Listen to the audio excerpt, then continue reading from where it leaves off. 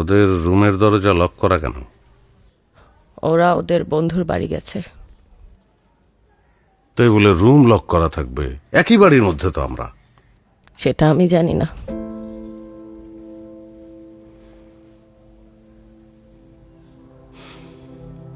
আচ্ছা ঠিক আছে, দুপুরে একসঙ্গে খেতে পারবো না, রাতে খাবো একসঙ্গে। ওখানে ওরা 2 দিন থাকবে।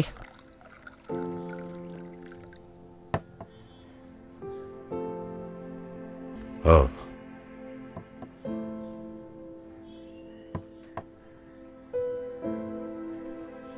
আচ্ছা ঠিক আছে, আমি এগুলো তুলে রাখছি, ওরা আসলে রান্না করব। না না, তুমি এক্ষুনি রাঁধবে তুমি। আমি এখনই থামো তো।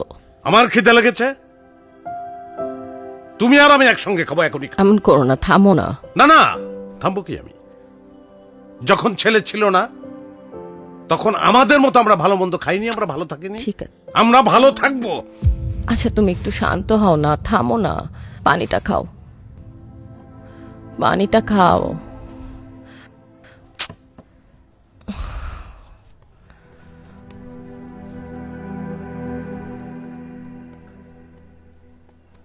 নাও পানিটা খাও, নাও।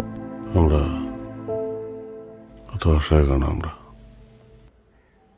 সন্তানের কাছে।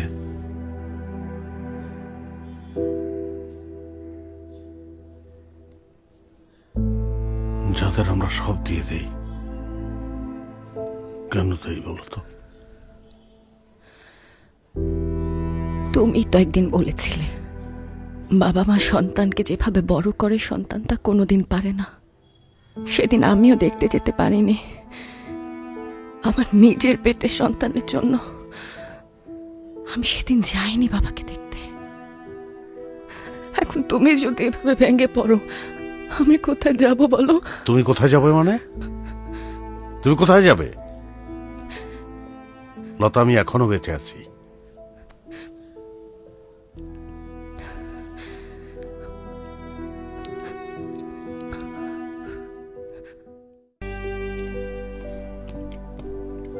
কি হয়েছে বাবার?